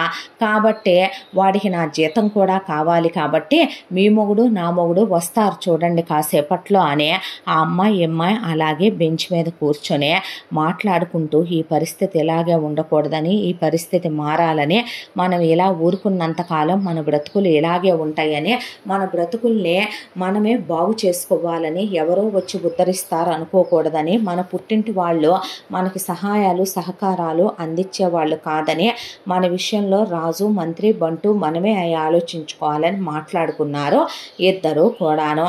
ఆ తర్వాత ఈ అమ్మాయి వాళ్ళు అన్నట్టుగానే పొద్దు గూకేసరికి సాగర్ అమ్మ వంట చేయనేసరికి చాలే ఊరుకోరా, నాకు అసలే మోకాళ్ళ నొప్పులైతే పెళ్ళాన్ని కొట్టి ఎవడు గెంటేసుకోమన్నాడు, వెళ్ళి వండుకో, నీకు వంట చేయటం నేర్పానుగా, ఇంటి పని వంట పని అన్నీ వచ్చుగా నీకు, పోయి చేసుకొని నాకు మీ నాన్నకు కూడా నువ్వే భోజనం వడ్డించు, అలాగే రేపు అన్నయ్య వాళ్ళు వదిన వాళ్ళు వస్తామంటున్నారు, మన చుట్టాలు బంధువులు చాలామంది ఈ నెలలో వచ్చేవాళ్ళు ఉన్నారు, మీ మామయ్యకి ఆపరేషన్ ఉందంట, 15 రోజులు ఇక్కడే ఉంటారంట, క్యారేజీలై పంపాలి, నేను బోల్డన్ని చీరలు అవి తెచ్చుకున్నాను, మన 3వ తాతయ్య వాళ్ళ 4వ కూతురు వాళ్ళ 5వ అమ్మాయి ఉంది కదా, ఆ అమ్మాయి పెళ్ళి ఉంది, ఆ పెళ్లి బట్టల్లో చాలా వరకు నీ పెళ్ళంతో కుట్టిద్దామని 4 సంచులు నేను తెస్తే నేనేదో అన్నానే అనుకో, నీకు బుద్ధి ఉండొద్దా, దాన్ని ఎలా బయటికి పంపావు పనికి మాలనే ఎదవా అని సాగర్ వాళ్ళమ్మ అనేసరికి సాగర్ పెళ్ళాన్ని తీసుకురావటానికని బయటకు వచ్చాడు. ఇటువైపున భాస్కర్ వాళ్ళ అమ్మ అయితే నా వల్ల కాదయ్యా వంటలు చేయటం లాంటివి, ఇంట్లో చాకిరి చేయలేక 4 రోజులు సుఖపడదామని నేను అనుకుంటే పెళ్ళానికి చపాతీ పిండి కలిపేవాడివే, నీకు చపాతీలు ఒత్తటం రాదేంద్రా, నీకు ఇల్లు ఉడిచి తడిగుట్టేయటం రాదేంద్రా, నీకు మా బట్టలు ఉతికే ఎవరు ఉతుకుతారని చెప్పి భాస్కర్ వాళ్ళ అమ్మ కూర్చుంది ఒకవైపున. ఇద్దరికీ రాత్రి అయ్యేపాటికి పెళ్ళాల మీదకి మోజు మళ్ళింది. పిల్లలు అమ్మ కావాలని ఏడవటంతో బయటకు వచ్చారు. ఎక్కడికి వెళ్ళిపోయారా వీళ్ళని చెప్పి ఫోన్లు కూడా ఇంట్లోనే ఉన్నాయి కాబట్టి వెతుక్కుంటూ వెళ్తే కాలనీలో ఉన్న పార్కులో బెంచ్ మీద కూర్చొనున్న వీళ్ళని చూసి అనాథలు దిక్కులేని వీటి పుట్టింటోళ్ళు కూడా వీటిని రానిరు, ఎక్కడికి వెళ్తారు అని ఇద్దరు అనుకుంటూనే వెళ్ళి ఏంటి ఇక్కడ కూర్చొని, పదండి ఇళ్ళకి, ఏం చేద్దాం అనుకుంటున్నారు ఇక్కడ కూర్చొని, మిమ్మల్ని చేసుకున్న పాపానికి మాకు దరిద్రం పట్టినట్టు పట్టారు కాబట్టి మా కర్మానికి నువ్వు తిని ఇంట్లో కూర్చున్నా నాకు పోషించడం తప్పుద్దా, నువ్వు ఉద్యోగం చేస్తున్నాననే బలుపుతో నా మీద రెచ్చిపోయినా పిల్లల కోసమైనా సొసైటీ కోసమైనా నిన్ను భరించక నాకు తప్పేదేముందే అని మైథిలిని భాస్కర్ కస్తూరిని సాగర్ అంటూ ఉంటే అయిపోయిందా స్పీచ్ ఇవ్వటం, ఇంకా ఏమైనా మిగిలుందా అన్నారు ఇద్దరు. అనేసరికి ఏంటే మీరు అనేసరికి ఒకవైపున కస్తూరి మాట్లాడటం మొదలుపెట్టింది. ఇప్పుడు మీ ఇద్దరు మా మీద దయలు తలిచి వచ్చామంటారు, నేను చదువుకున్నాను, నాకు నీతో మాటలు పడుతూ నీ ఇంట్లో చాకిరీ చేస్తూ నీ పిల్లలకి నేను సేవ చేస్తూ మీ అమ్మా నాన్నలకి నీ చుట్టాలు బంధువులకి సేవ చేస్తూ నువ్వు తిడితే పడుతూ నువ్వు గెంటేస్తే ఊరుకుంటూ ఉండాల్సిన అవసరం నాకు లేదు, నాకు అస్సలు లేదు, నేను ఆల్రెడీ జాబ్ చేసుకుంటున్నాను, నాకు నువ్వు కాకపోతే నీకు డివోర్స్ పడేస్తే నీకన్నా బెస్ట్ ఆప్షన్స్ నాకు చాలా వస్తాయి, నువ్వు పిల్లల తల్లివే, నీ పిల్లల్ని నువ్వే ఉంచుకోరా, నేను వద్దన్నానా ఏంటి, నాకేం అవసరం, నీ తమ్ముడి చదువు కోసం ఉద్యోగాలు చేసే నీ అమ్మ బాబులకి ఇల్లు కట్టించడానికి నా కట్నాలు నా అమ్మ బాబు ఒళ్ళు బలిసి ఇచ్చారు కాబట్టి నీ ఇష్టం వచ్చినట్టు చేసుకున్నావు, నువ్వు నీ ఇష్టం వచ్చినట్టు పిచ్చి కుక్కల్లే వాగితే పడాల్సిన అవసరం నాకు ఏమీ లేదు అనేసరికి సాగర్ మైథిలిని ఎందుకండి అలా మాట్లాడతారో, మీరు ఇలా మాట్లాడతారని నేను ఎక్స్పెక్ట్ చేయలేదు, మీరు నా దృష్టిలో ఏంటో తెలుసా అనేసరికి నీకు ఉట్టికెగరలేనమ్మా అంబరానికి ఎగిరిందని ఇంట్లో ఉన్న వాళ్ళని సమర్థించుకొచ్చుకొని ఏడవటం రాదులే కానీ ఊళ్ళో వాళ్ళని బానే ఓదార్చావు, చేతగాని సన్నాసివి నువ్వు అని కస్తూరి అంటుంటే ఇటు నుంచి భాస్కర్ మీరేనా అండి ఇలా మాట్లాడేదే, అసలు మీరేనా అంట, మీ నోట్లో నుంచేనా అలాంటి మాటలు వచ్చేదే, పొద్దున్నే అలా పెరట్లో ముద్దబంతి విరిసినట్టుగా పొద్దున్న లేచిన దగ్గర నుంచి సాయంత్రం వరకు ఎంత కళగా ఉంటారండి మీరు, ఎంత చకచకా చేసుకుపోతుంటారండి అన్నే, అలాంటి మీరు ఇలా మాట్లాడితే వెళ్ళలేకపోతున్నాను, అలా అనొద్దండి మీరు అనేసరికి కస్తూరి మైథిలి కస్తూరిని అలా చూసుకున్న తర్వాత మాదే ఉందలే, మీరంటే మాకు దొరకటం మేము ఏ జన్మలోనూ చేసుకున్న వారం, మేము మీ జీవితాల్లోకి రావటం మీరు చేసుకున్న దరిద్రం కాబట్టి మేమిద్దరం వెళ్ళి ఒక ఇల్లు తీసుకొని అద్దెకుంటూ ఉద్యోగాలు చేసుకుంటూ బ్రతుకుతాంలే కానీ మీ జీవితాలేదో మీరు చూసుకోండి అన్న తర్వాత అదేంటి మేము మీ మొగుళ్ళం, పిల్లల్ని కన్న తర్వాత మీ ఇష్టానికి మీరు అలా ఎలా వెళ్ళిపోతారో మేము మీకు డివోర్స్ ఇస్తామనుకుంటున్నారా ఏంటి అనేపాటికి ఒక విషయం చెప్పండి, మీ ఈగోలు పక్కన పెట్టి మీ బలుపులు పక్కన పెట్టి ఇప్పుడు మేము కొన్ని అడుగుతాము, మేమేమీ చేయట్లేదు, ఊరికినే తిని కూర్చుంటున్నాం అంతేగా, అంతే అన్నారు. మాకు మీ దృష్టిలో ఏ విలువ లేదు, మీ పుట్టింటి వాళ్ళకి మీ చుట్టాలు బంధువులకి మేమంటే లెక్క గౌరవాలు లేవు, ఉండవు. ఎందుకుంటే మీరు ఆఫ్టర్ ఆల్ అందరి పెళ్ళాలు లాంటి వాళ్ళే, మీరేమైనా స్పెషలా ఏంటే? అందరి పెళ్ళాలు స్పెషల్ కాదైతే, అంతేగా, మొగుళ్ళే స్పెషల్ అయితే అంతేగా అన్నారు. అన్న తర్వాత ఆబ్వియస్లీ మగాడే స్పెషల్, ఆబ్వియస్లీ ఆడదే మగాడి కిందే ఉండాలి, మగాడు తాళి కట్టేటప్పుడు తల వంచే కట్టించుకోవాలి, ఆడదే మగాడికి కాళ్ళకి దండం పెట్టాలని వేదాల్లో శాస్త్రాల్లో ఉంది, కానీ మగాడు ఆడదాని కాళ్ళు పట్టుకోవాలని ఎక్కడుందే అని అడిగేపాటికి సరే అలాగైతే మేము మీతో కాపురాలు చెయ్యాలన్నా ఇంటికి రావాలన్నా మావి కొన్ని కండిషన్లు ఉన్నాయి, ఓకే అనేటట్టయితే వస్తాం, మేము మొగుళ్ళం మగాళ్ళం మాకే పెడతారా మీరు రూల్స్ అంటే ఇష్టమైతే వస్తాం లేదంటే మానేయండి, ఏంటవి అనేసరికి కస్తూరి ఫస్ట్ నేను మాట్లాడతాను ఇటును నువ్వు అనేపాటికి ఏంటే అనేసరికి నేను రేపటి నుంచి ఉద్యోగం చూసుకొని ఉద్యోగానికి వెళతా, నేను సంపాదించుకొచ్చి జీతం నీకు ఇస్తాను, అయితే ఒక్క నెల రోజుల పాటు నువ్వు ఉద్యోగం మానేస్తావో నీ బతుకు చట్టానికి నువ్వు లాంగ్ లీవే పెట్టుకుంటావో నాకు అనవసరం, ఇంట్లో ఉండి పొద్దున్నుంచి సాయంత్రం వరకు నేనే ఇంటి పని ముట్టుకోను, ఇప్పుడు నేను సాగర్ని అనుకో, నువ్వు కస్తూరివి అనుకో, నువ్వు ఇల్లంతా ఎలా మేనేజ్ చేసుకొస్తావో, పిల్లల్ని ఎలా చూసుకుంటావో, నువ్వు ప్రతిరోజు ఇన్నాళ్ళు నేను నిన్ను సుఖపెట్టాను కాబట్టి నువ్వు రోజు నా ఒంటి మీద ఎలా చెయ్యేస్తావో, దాంతోపాటు వచ్చిన నీ చుట్టాలని బంధువుల్ని ఎలా సాటిస్ఫై చేసుకుంటావో చేసుకుంటూ నువ్వు ఈ నెల రోజులు ఉద్యోగానికి వెళ్ళకు, నేనేమి నిన్ను రెండు వైపులా కష్టపడమంటల్లా, ఒట్టి ఇంటి వరకే చూసుకో, ఏంటే నేను చేయలేందే, నువ్వు రోజంతా ఓవర్ యాక్టింగ్ చేసి చేస్తున్నాను అలిసిపోతున్నానని చెప్పే పని చిటికెన వేలుతో చేసుకొస్తా సాగర్ని నేను అనేపాటికి సరే సాగర్ అలాగే చేద్దు గాని ఆల్ ద బెస్ట్ అన్నాక నీ షరతులేంటి అన్నాడు భాస్కర్. నువ్వు నాలాగే ఉండాలిరా కుక్క అంది మైథిలి. అనేపాటికి ఒళ్ళు పొగరే నీకు? ఆబ్వియస్లీ పొగరే, నాకు పెళ్ళికి ముందు నుంచి పొగరే. నువ్వు పెద్ద వేస్ట్ గాడివని నిన్ను చేసుకోవటం ఇష్టం లేకపోయినా నా కర్మగాలు నిన్ను చేసుకున్నందుకు పిల్లలు పుట్టారు కాబట్టి నిన్ను వదిలేయలేక నా బతుక్కి తప్పక నా పుట్టింటి వాళ్ళు సరైన మందకాక వచ్చాయి నా బతుక్కి తెప్పలో. ఏం చేయనిప్పుడు కర్మానికే తప్పదు కదా. చేసుకున్న తర్వాత నాది సేమ్ ఫీలింగ్లే, నీ ఫీలింగే ఇప్పుడు బయట పెడుదుగా నువ్వు కూడాను. ఇప్పుడు మీ అమ్మా నాన్నల గురించి నాకు అనవసరం, అలాగే మిగతా వాళ్ళ గురించి నాకు అనవసరం. నేను పొద్దున్నే లేసి నా దారిన నేను నిన్ను కదిలించను, నా దారిన నేను ఉద్యోగానికి వెళ్ళిపోతాను. సేమ్ మైథిలి ఎలా ఉంటుందో అలా ఇక నుంచి భాస్కర్ ఒక్క నెల రోజుల పాటు ఉండాలి. అది ఎలా అంటే నువ్వు నాలాగే నేను లేచే టైంకే నువ్వు నిద్రలే, లేచిన తర్వాత నేను చేసినట్టే నువ్వు బ్రెడ్ టోస్టే చేస్తావో ఏమే చేస్తావో బ్రేక్ఫాస్ట్ చేయి, నేను ప్రిపేర్ చేసిన లంచ్ ప్రిపేర్ చేయి, నేను ఉంచినట్టే ఇల్లుంచు, నేను పిల్లల్ని చూసుకున్నట్టే నువ్వు చూసుకో, పైగా నువ్వు జాబుకు కూడా వెళ్ళి నెల అయ్యేపాటికి జీతం కూడా తీసుకురావాలి. ఒక్క నెల రోజులు నువ్వు మైథిలిలా ఉండరా చాలు అందే మైథిలి భాస్కర్ని. అదంత పనే నీకు, నువ్వు చేసే ఓవర్ యాక్టింగ్కి నువ్వేదో పెద్ద ప్రధానమంత్రిలాగా రాష్ట్రపతిలాగా ఫైనాన్స్ మినిస్టర్ లాగా మొగుడి చేత చేయించుకోకుండా ఓ తెగ ఇదైపోతున్నాను అనుకుంటున్నావు కదా. నేనైతే మైథిలినే అనుకోమన్నావు కదా, ప్రతిరోజు నేను మొగుడితో చేయించుకుంటా, నువ్వు ఆ టైప్ గడివని తెలిసిందేగా, కాబట్టి ఈ నెల రోజులు నువ్వు నాతో చేయించుకోవే, అలాగే నాకేం బాధ నీ ఓపిక అనేసింది మైథిలి.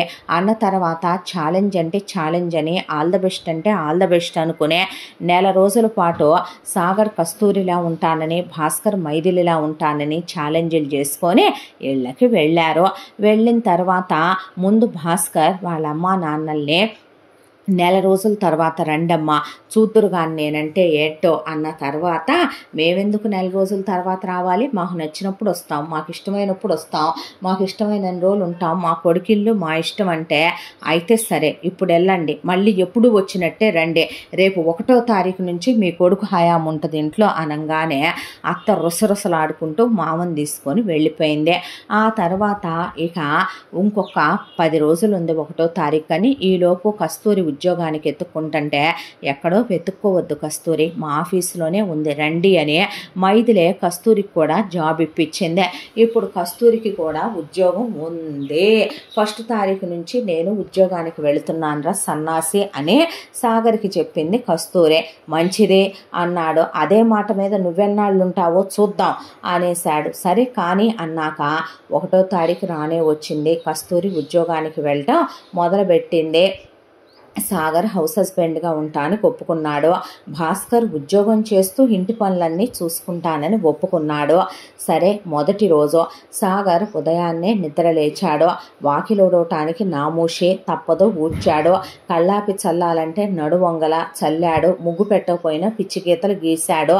ఏదో గడపకంత పసుపు పడేసి కుంకుమ బొట్లు పెట్టి ఏదో 4 తోరణాలు కట్టి దేవుడి దగ్గర పూజ చేసేపాటికి టైం టంగుమని 8 అయిపోతుంది. ఈలోపు నాకు వేడి నీళ్ళు ఎవడు పెడతాడు అనేసరికి పరిగెత్తుకుంటూ వెళ్ళి పెళ్ళానికి గ్యాస్ మీద వేడి నీళ్లు పెడితే నీళ్లు సింకులో పారబోసి వెళ్ళి నువ్వు బాయిలర్ వేసి నీళ్లు కాసి పొయ్యి నాకు ముంతెడు నీళ్ళు లేకపోతే 2 ముంతల నీళ్ళు చాలు బకెట్ పెట్టాలి అనేసరికి సచ్చి చెడి కళ్ళల్లో పొగబోయి కళ్ళు నులుముకుంటూ పెళ్ళాన్ని నానా తిట్లు తిట్టుకుంటూ దరిద్రపు దానా ఈ బాయిలర్ ఎలా వెలిగిస్తారే అని ఆ తర్వాత బాయిలర్ వెలిగించి నీళ్లు పోసేసరికి పిల్లలు నిద్రలేగవల. వెళ్ళి పిల్లల్ని లేపుకోపో అన్నాక వాళ్ళని లేపితే అమ్మ అంటూ ఏడుస్తూ లేసేపాటికి ఎందుకు ఏడుస్తున్నారా అని పిల్లల్ని లేపాక నాన్న కక్కకెళ్ళాం కడుగు అనేపాటికి కడిగి తీసుకొచ్చాడు. తర్వాత బ్రష్ చేసుకోండ్రా మాకు రాదు అమ్మే చేయించుద్ది చేయించు అన్నాక ఎలా తయారు చేసావే వీళ్ళని ఎలా పెంచావే స్కూల్ టైం అవుతుంది అనేసరికి ఏళ్ళతోనే వాళ్ళ పళ్ళు కడిగి వాళ్ళకి ఇది చాలే అని చెప్పి వాళ్ళకి టకా బట్టలు వేస్తే నాన్న నా టై, నాన్న తలదువ్వు, నాన్న నాకు సాక్సే, నాన్న నాకు బెల్ట్ పెట్టు, నాన్న బ్యాచ్ మర్చిపోయావు, నాన్న డైరీ సైన్ చేయలేదు, నాన్న బ్రేక్ఫాస్ట్ పెట్టు, నాన్న నువ్వు పాలు ఇవ్వలేదు, నాన్న ఖర్చీఫ్ ఇవ్వు.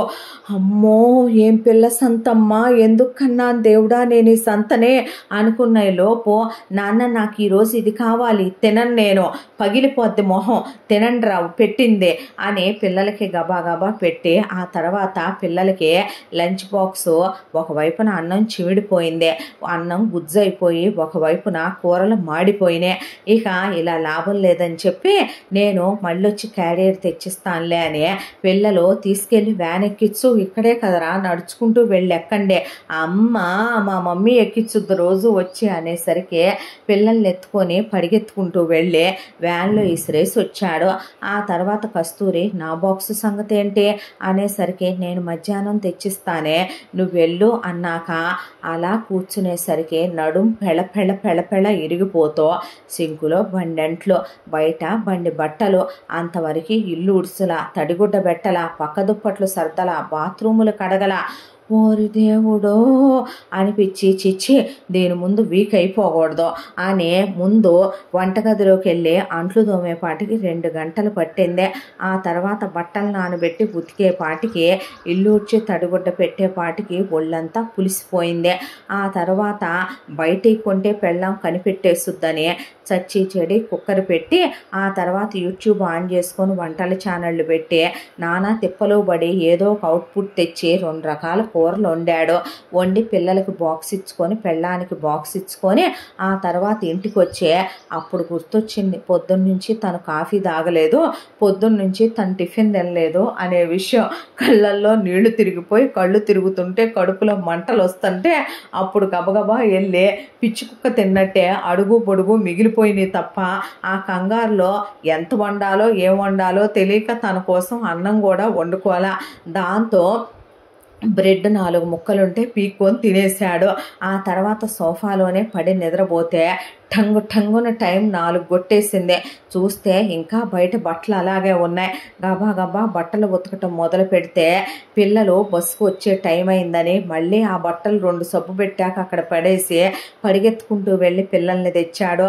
తెచ్చిన తర్వాత పిల్లలు మాకు స్నానం చేయించు నీళ్లు కాగబెట్టలేదా నువ్వు అనేపాటికి ఏడుపు వచ్చేసింది.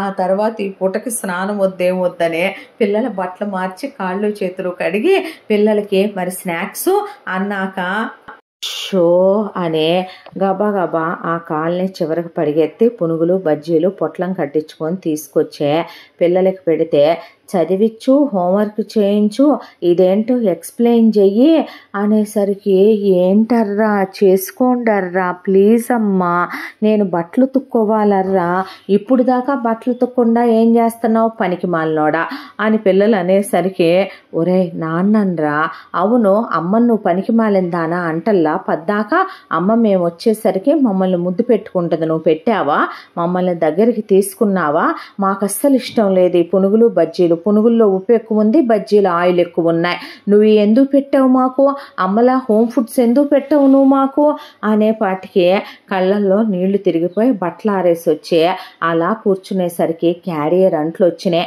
కస్తూరి వచ్చిందే వచ్చి స్నానం చేసి టీవీకి ఎదురుగా కూర్చుంటే ఏమీ చేయవేమే మర్చిపోయావా నేను చేయటం ఏంటి స్నాక్స్ పెట్టివు నాకు అన్నాక ఏమున్నాయి మమ్మీ ఉప్పు కసం పునుగులోను ఇక ఆయిల్ తాగేసిన బజ్జీలు తెచ్చాడు బయట ఫుడ్లు పెట్టడం ఏంటి హెల్త్లు పాడవుతాయి అయితే ఇవాళ ఒక్కరోజుకే లేవే ఈవినింగ్ బయట నుంచి తెచ్చుకున్నామా ఫుడ్ ఎందుకు తెచ్చుకుంటావు నీకు బయట ఫుడ్ నచ్చదు కదా నాకు ఇది ఇష్టం పిల్లలకి ఇది ఇష్టం ఎల్లు వండుకోపో అనేసరికి సచ్చి చెడే చుక్కలు కనపడటం మొదలైన ఆ రోజు నుంచి సాగర్కే ఇకిటు భాస్కర్ పరిస్థితి ఇంకా ఘోరంగా ఉందే పొద్దున్నే భార్య లేచినట్టే తను లేచి పిల్లలకి ఆ నీళ్లు కాగబెట్టి పిల్లలకి ఈ వాష్రూమ్లో పెట్టి ఆ తర్వాత పిల్లలకి బ్రేక్ఫాస్ట్ పెట్టి తన ఆఫీస్కి వెళ్ళి ఆఫీస్లో కరెక్ట్గా ప్రాజెక్ట్లో పడ్డాడు అదే టైంకి కర్మకి ఆఫీస్లో వర్క్ ఎక్కువగా ఉంది ఇంటికి వచ్చేపాటికి పిల్లలు చదివించవేంటంటే టీవీ చూసుకోండమ్మా కాసేపు అనేసరికి పిల్లలకి కరెక్ట్గా ఎగ్జామ్ రివిజన్ టైం అదే పిల్లలకి మార్కులు పడిపోయినాయి నీ వల్లే మేమెప్పుడు ఫస్ట్ ర్యాంకులు తెచ్చుకునేవాళ్ళం నీ వల్ల మాకెంత ఇన్సల్ట్ అయిపోయిందో టీవీలు చూడండి అని నువ్వు మమ్మల్ని చదివించలేదు డిసిప్లిన్గా ఉంచలేని ఫాదర్వి నువ్వు ఏ రోజు మాకు టైంకి ఏది ఇవ్వవో మమ్మీలాగా ఏది పట్టించుకోవో యూజ్లెస్ ఫాదర్ యు ఆర్ అనేసి పిల్లలు అనేపాటికి పిల్లలంటే చాలా ఇష్టపడే భాస్కర్ పిల్లల్ని తెగ ముద్దులు పెట్టుకొని పెళ్ళాంతో తను అనుకున్నవన్నీ ఫెయిల్ చేసుకొని పిల్లల్ని కన్నోడు కాస్త ఒకవైపున పిల్లల్ని చూసుకోలేక పిల్లల దగ్గరకు వచ్చిన విసుక్కోవటం అరవటం మొదలుపెట్టాడు ఒకవైపున ఆఫీస్ వర్క్ ఒకవైపున ఇంట్లో వర్క్ హ్యాండిల్ చేయలేక జుట్టు పీకేసుకుంటూ పిచ్చి పట్టేస్తుంది భాస్కర్కి ఈలోపు భాస్కర్ వాళ్ళ అమ్మా నాన్న వచ్చి ఒరే హాస్పిటల్కి తీసుకెళ్ళవా అమ్మ నీకేమైనా పోయే రోగం వచ్చిందా ఇదిగో 1000 రూపాయలు మొహం మీద ఇసురు కొట్టి వెళ్తే ఎల్లు లేకపోతే మానే పద్దాక అసలు నా కొంపకే వస్తావేంటమ్మా పని పాట ఏమీ లేదా నీకు ఒక కొంప కొనిచ్చానుగా కారు కొనిచ్చానుగా డబ్బులు పొలమై కూడా వద్దన్నానుగా మీ పేరు మీద వేసుకున్నారుగా పద్దాక ఏం పని ఉండొస్తారమ్మా ఇళ్ళకే ఎదవసంత అనేసి అదేంట్రా వంట చేయవా నీకు వంట వచ్చుగా అనేసరికి నాకు రాదమ్మా చేసుకుంటే చేసుకో లేదంటే కర్రీ పాయింట్ కూరలు తెచ్చి అక్కడ పడేస్తే ఇంకా నీ పెళ్ళానికి నీకు తేడా ఏముందే తేడా ఏమీ లేదు అది దానిలాగే నన్ను ఉండమందే ఎదవ సంత ఎదవగోల అనేసుకొని విసుక్కోవటం మొదలుపెట్టాడు ఇటువైపున భాస్కర్ అటువైపున సాగర్ వాళ్ళ అమ్మ నాన్న వచ్చారో వాళ్ళని చూసి సత్కరించి పంపేలోపు అన్నలు వదినలు వచ్చారో వాళ్ళని సత్కరించి పంపేలోపు పులిసిపోయింది ఒళ్ళంతా సాగర్కే ఈ మంద రావటం ఏంటి ఈ గోలేంటి ఈ పిక్కు తింటమేంది ఇక్కడికొచ్చి సినిమాలేంది ఇక్కడికొచ్చి షాపింగ్లేంది ఇక్కడికొచ్చి హాస్పిటల్ ట్రీట్మెంట్లేంది ఇక్కడి నుంచి అవి ఇవి కొనుక్కెళ్ళటం ఏంటి ఇలాగైతే గనక అసలు ఇంకేమైనా ఉందా అని పైగా దరిద్రుడా నీకేమో టైలరింగ్ రాదాయా ముదరష్టపోడా కుట్టాల్సిన బట్టలు ఎన్ని తెచ్చానో తెలుసా మన వేలు విడిచిన కాలు విడిచిన తమ్ముడు వాళ్ళ ఇక చెల్లెలు ఉంది కదా ఆ చెల్లెలకి పెళ్లి కుదిరిందని సాగర్ వాళ్ళమ్మ వాళ్ళు ఇల్లు కట్టుకున్నారా వీళ్ళు బిల్డింగులు లేపారా అని చెప్తూ చుట్టాలు వచ్చే ఒరే నీకు పిండి వంటలు చేయటం మెమ్మ నేర్పిందిగా అయ్యో అమ్మాయి అయితే లడ్లు చేసేదే అమ్మాయి అయితే అయ్యి వండేది కజ్జికాయలు వండేది పనికి మాలినోడా నీకు ఏమీ రావాయా, కాస్త కారపూసి దూసి పెడదు గానరా, తీసుకెళ్తాం, ఇక్కడ హాస్టల్లో పిల్లలు ఉన్నారు రా, కాస్త పచ్చడి కలిపిద్దు గానే అని సాగర్ని ఫుల్గా వాడేశారు చుట్టాలు. దాంతో ఏడుపు వచ్చింది, కళ్ళల్లో నీళ్లు తిరిగిపోయినాయి. పెళ్ళాం ఎంత హ్యాండిల్ చేసుకొస్తుందో, ఎలా మేనేజ్ చేసుకొస్తుందో, సంసారం వీధికెక్కకుండా ఎలా ఆ అమ్మాయి ఇన్నాళ్లుగా తంటాలు పడుతుందో ఇప్పుడు అర్థమైంది సాగర్కే. ఒకవైపున చుట్టాల రవాణా దాడికి బడ్జెట్లో వేసుకున్న సంసారానికి అప్పులు చేసినా సరిపోవేమో, ఇలాగే అయితే ఈ జన్మకి ఇంకా నేనే మిల్లు కొనుక్కుంటాను అనిపించేసింది సాగర్కే. భాస్కర్కి ఒకవైపున వాళ్ళ అమ్మా నాన్న విసిగించే విసుగుడు, అది చాలక ఒకవైపున ఇద్దరు చెల్లెళ్ళకి పిల్లలకి పుట్టినరోజులంట, పిల్లలకి అవంట ఇవంట అని భాస్కర్ వాళ్ళ అమ్మ చెప్తే కట్టకట్టుకొని సావండమ్మా దేంట్లో అన్న దూకే. అది తమ్ముడికి చదువు అయిపోయింది, ఇంజనీరింగు, అమెరికా ఎప్పుడు పంపుతావురా అనే పాటికి ఏంటమ్మా వెధవ నస్సా అనేశాడు భాస్కర్. ఇక ఆ దెబ్బకి నెల రోజుల పాటు అయ్యేపాటికి భాస్కర్కి పిచ్చెక్కిపోయి సాగర్కి పిచ్చి ఆల్రెడీ పీక్ స్థాయిలోకి వెళ్ళిపోయి పెళ్ళాలు చివరికి చెప్పుతో కొట్టినా సరే వాళ్ళ కాళ్ళు పట్టుకునైనా ఈ రెస్పాన్సిబిలిటీస్ వాళ్ళకి అప్పచెప్పేయాలనుకున్నాక నెలాఖరు వచ్చింది. కస్తూరి మైథిలి జీతాలు తీసుకొచ్చి మొగుళ్ళకి ఇచ్చి చేతులు కట్టుకొని నుంచున్నారు. ఇద్దరు పక్క పక్కనే నుంచునేసరికి ఇప్పుడు ఏమంటారు, మీ ఇద్దరు మేము తిని కూర్చుంటున్నాం, మేమేమీ చెయ్యట్లేదు, మాకు రోజంతా ఖాళీయే, మేము రెస్పాన్సిబిలిటీస్ తీసుకోవట్లేదు, అదేనా మీరనేది అనేసరికి ఇద్దరు మౌనంగా నుంచున్నారు. మీ బలుపు, మీ పొగరు, మీ అహంకారం, మీ ఈగోలు పక్కన పెట్టి ఒక్క విషయం అడుగుతాం, నిజం చెప్పండి, ఈ నెల రోజులుగా మీరు నిజంగానే మనస్ఫూర్తిగానే అన్ని రెస్పాన్సిబిలిటీస్ పర్ఫెక్ట్గానే చేశామంటారా అనేసరికి లేదు అని ఇద్దరు వీఆర్ రియల్లీ సారీ అని క్షమాపణ చెప్పారు. చెప్పిన తర్వాత మిమ్మల్ని ఇలా పెంచిన మీ అమ్మల్ని అనాలి, ఎందుకో తెలుసా, వాళ్ళు ఒకవైపున వాళ్ళ భర్తలతో ఏదైతే పడ్డారో రేపు వాళ్ళ కొడుకుల లైఫ్లోకి వచ్చే కోడళ్ళు అవి పడకూడదనుకున్న ఏ ఆడదైనా కొడుకులకి ఏం చెప్పుద్దో తెలుసా, ఆడవాళ్ళంటే పీరియడ్ టైమింగ్స్ ఉంటాయి, ప్రెగ్నెన్సీలు ఉంటాయి, వాళ్ళకి ఆ తర్వాత డెలివరీలు అవుతాయి, హెల్త్లో హార్మోన్స్లో వాళ్ళకి మూడ్ స్వింగ్స్ వస్తాయి, ఎన్నో చేంజెస్ జరుగుతూ ఉంటాయి, వాళ్ళని అర్థం చేసుకోవాలి, పనిలో హెల్ప్ చేయాలి, భార్యాభర్తలు ఒకే మాట మీద ఉండాలి, భార్యాభర్తలంటే ఒకళ్ళతో ఒకళ్ళు అన్నీ చెప్పుకోగలిగేలా ఉండాలి అని మిమ్మల్ని చెప్పి పెంచాల్సింది మీ అమ్మలు.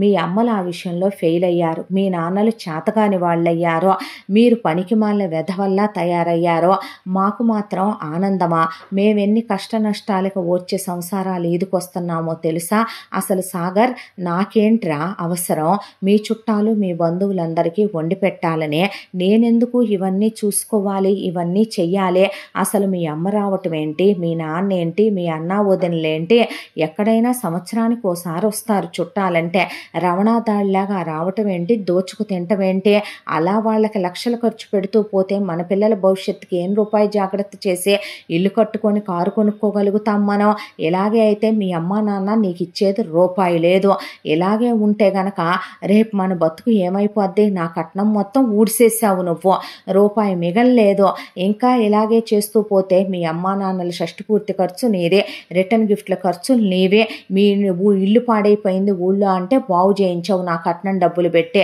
స్వాహ, ఇలాగే అయితే గనక పిల్లల ఫ్యూచర్ ఏంటి నీకు అర్థమవుతుందా అసలు అన్న తర్వాత సాగర్ తల దించేశాడు. నీకు హద్దు అనేది ఒకటి తెలుసా భాస్కర్, మీ అమ్మా నాన్నలకి ఏం లేదని నువ్వు ఇల్లు కట్టించిచ్చావు, వాళ్ళు మరి పొలమమ్మిన డబ్బులు మీ చెల్లెళ్ళకి తమ్ముడికి ఇచ్చుకోవటానికని నీకు రూపాయి ఇవ్వాల, మీ నాన్న ఉద్యోగం చేసి మేము టైలరింగ్ చేసి డబ్బులు దాచుకుంటూ పద్దాకి ఇక్కడికి వచ్చి పడి తింటూ ఇక్కడ హాస్పిటల్కి వెళ్ళటానికి వాళ్ళకి ఏం జబ్బులు వచ్చినాయని నీ చెల్లెళ్ళ రెస్పాన్సిబిలిటీస్ నువ్వు పెళ్లి వరకు తీసుకుంటే వేరే విషయం, సీమంతాలు పురుళ్ళు పుణ్యాలు బారసాలలో చెవులో కుట్టించటాలు అన్నప్రాసనలు పుట్టెంట్రుకలు తీయటాలు బర్త్డే ఫంక్షన్లో నీకు అక్షరాభ్యాసాల దాకా అవసరం ఏంటి, నీ తమ్ముడిని నువ్వు అప్రాడు పంపటం ఏంటి, వాడిది ఇంజనీరింగ్ అయిపోయింది, అయిపోయింది, వాడే ఉద్యోగం చేసుకోవాలి, వస్తే ఆన్ సైట్ వెళ్తాడు, లేదంటే కనుక మనలాగే కెరీర్ బూస్ట్ చేసుకుంటాడు. మరి మన పిల్లల సంగతి ఏంటి?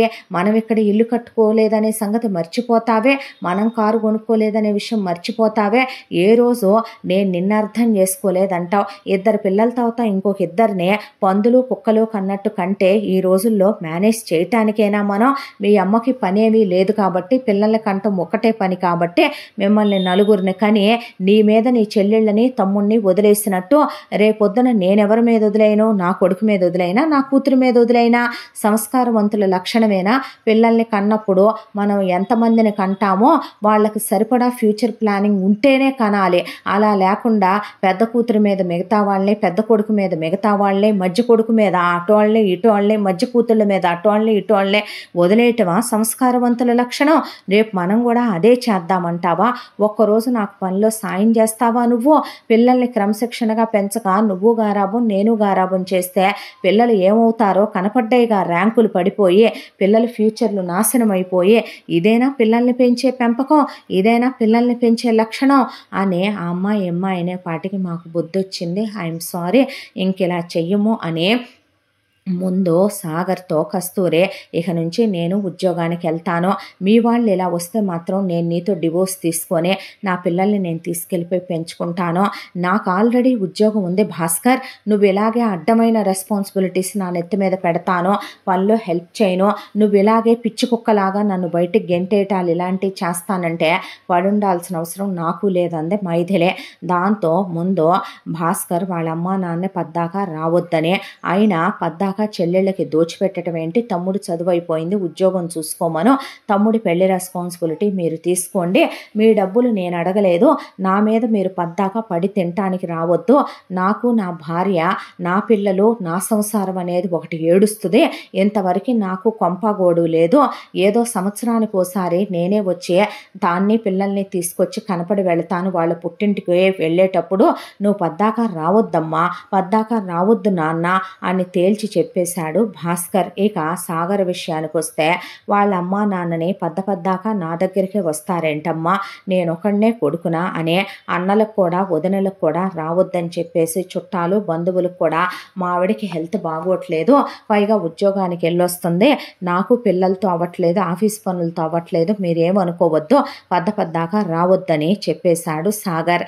ఆ తర్వాత నలుగురు కలిసి కష్టపడుతూ భార్యలకి పనుల్లో హెల్ప్ చేస్తూ ఇంట్లోకి వాషింగ్ మిషన్ కొనే, వీళ్ళు సిగరెట్లు మానేసి మందు మానేసి quality time family time spend చేస్తూ భార్యల్ని అర్థం చేసుకుంటూ పిల్లల్ని వాళ్లే దగ్గరుండి చదివిస్తూ పిల్లలకి ఆ తర్వాత స్పోర్ట్స్లో వాటిలో వాళ్ళకి ఇష్టమైన వాటిల్లో పిల్లల్ని ఎంకరేజ్ చేస్తూ యాక్టివిటీస్లో మరొక వైపున పెళ్ళాలని ఆఫీసుల దగ్గర దించుతూ తీసుకొచ్చుకుంటూ ఇదివరకటే అంత చాకిరి పెళ్ళాలకి తగ్గిపోయి పని మనుషుల్ని పెట్టుకోమని చెప్పి ఆ తర్వాత వీళ్ళు మిగతా పనుల్లో హెల్ప్ చేసి పెడుతూ పిల్లల్ని కూడా పద్ధతిగా పెంచుకొచ్చుకుంటూ రూపాయి దాచుకొని ఇద్దరు పక్కనే ల్యాండ్లు కొనుక్కొని వీళ్ళ పుణ్యమా అంట లేడీస్ వాళ్ళ జెంట్స్ బాగా డీప్ క్లోజ్ ఫ్రెండ్స్ అయిపోయారు వీళ్ళు.